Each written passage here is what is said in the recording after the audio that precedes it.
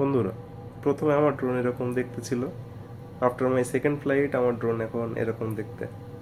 কিভাবে হলো, কিভাবে রিপেয়ার করলাম, কত খরচা পড়লো, কী কী ইকুইপমেন্টসের দরকার, ওয়ারেন্টি ছিল কি না, এসব বিষয়ে আলোচনা করব।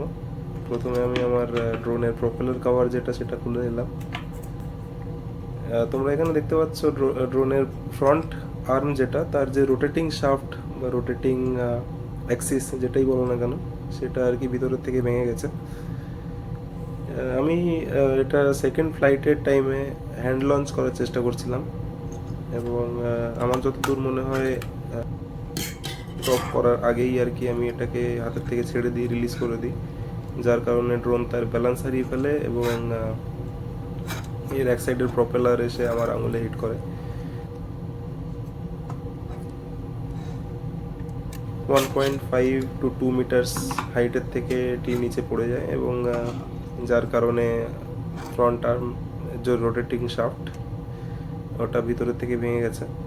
এটা রিপেয়ার করার জন্য বেসিক্যালি আমাদের দুটো ইকুইপমেন্টের দরকার।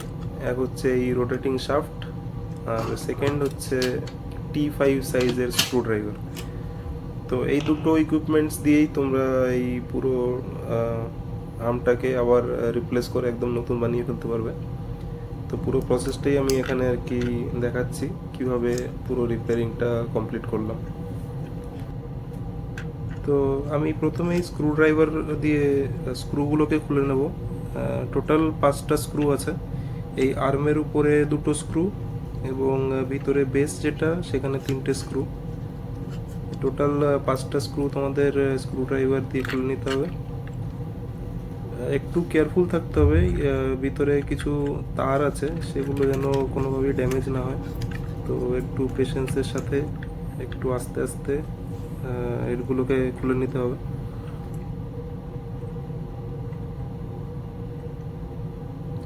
তো এখানে রোটেটিং শাফটের যে বেস, এই বেসটাকে আমি বের করে নিলাম। এর সেকেন্ড পার্ট যেটা ভাঙা এই আইটেমটা রয়েছে এই আর্মের ভিতরে, এই সেকেন্ড পার্টটাকে আমি এখন বের করে নেব। এখানেও একটু কেয়ারফুল থাকতে হবে, কারণ এই জিনিসটা যেটা আছে তোমরা দেখতে পাচ্ছ ওর পাশে একটা তার গেছে যেটা প্রপেলার রোটরটাকে কানেক্ট করছে মাদারবোর্ডের সাথে। তো ওখানে তোমাদের একটু কেয়ারফুল থাকতে হবে, একটু আস্তে আস্তে এটাকেও বের করে নিতে হবে। Not very difficult, but still you have to be careful. তো এখানে আমি সেকেন্ড পার্টটাকে বের করে নিলাম। এবারে তোমরা এখানে দেখতে পাচ্ছ এই যে এখানে টোটাল 2টো পার্টে ভেঙে গেছে। এই ভিতরে এটা সেকেন্ড পার্টটা আর কি যাবে। তো এই হচ্ছে 2টো পার্ট।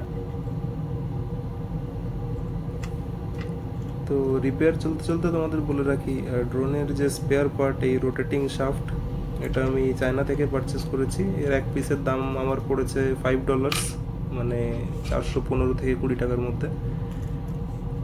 সেম এই রোটেটিং শাফট তোমরা ইন্ডিয়াতেও পেয়ে যাবে। ইন্ডিয়াতে কিনতে গেলে তোমাদের একটা ওয়েবসাইট ভিজিট করতে হবে, desertcart.in। desertcart.in এই ওয়েবসাইটে তোমরা ড্রোনের মোটামুটি সব স্পেয়ার পার্টস মোটামুটি পেয়ে যাবে। একটু এক্সপেন্সিভ, কিন্তু at least it is available. Same এই জিনিসই যদি তোমরা কোনো ড্রোন রিপেয়ারিং সেন্টারে রিপেয়ার করাতে চাও, আই থিঙ্ক তার থেকে অনেক বেশি আর কি খরচা তোমাদের দিতে হবে। সো বেটার তোমরা স্পেয়ার পার্টসগুলো কিনে নিজেরাও রিপেয়ার করে নিতে পারো আর কি। রোটেটিং আর্মটা খোলা খুবই সহজ ছিল, কিন্তু এটাকে ফিক্স করাটা একটু বেশি পেশেন্সের দরকার। প্রথমে বেসটা তোমরা বসিয়ে ওখানে স্ক্রু দিয়ে টাইট করে নিতে হবে।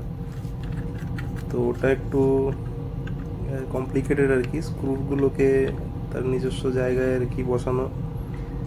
যদি স্ক্রুড্রাইভার ম্যাগনেটিক হয় তাহলে ব্যাপারটা একটু ইজি হয়, কিন্তু আমার কাছে যেটা ছিল সেটা ম্যাগনেটিক ছিল না, নর্মাল স্ক্রুড্রাইভার ছিল, যার কারণে স্ক্রুগুলো ফিক্স করা একটু কঠিন। একবার একটা স্ক্রু ফিক্স হয়ে গেলে তারপরে বাকিগুলো ফিক্স করা একটু ইজি হয়ে যায়। তো এখানে দেখতে পাচ্ছ অনেক কেয়ারফুলি এটাকে অনেক পেশেন্সের সাথে এগুলোকে টাইট করতে হয়।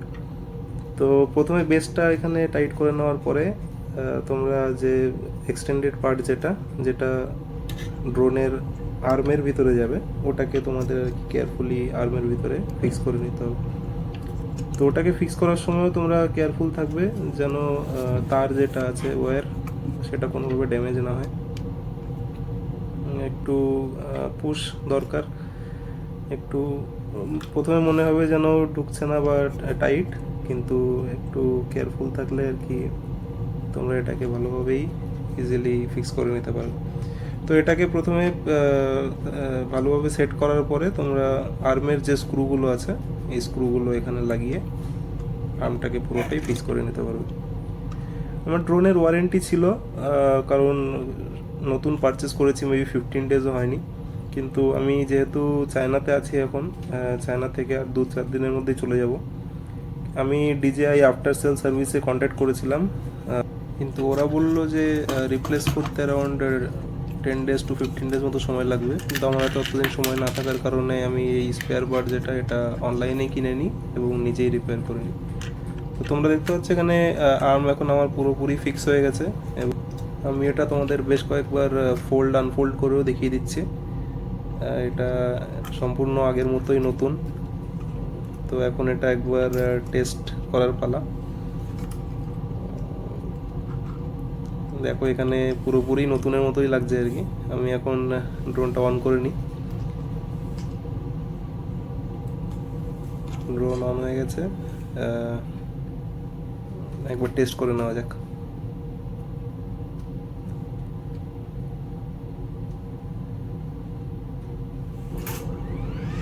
Very nice, well and good. Okay, see you in another video. Thank you very much for watching. Bye bye.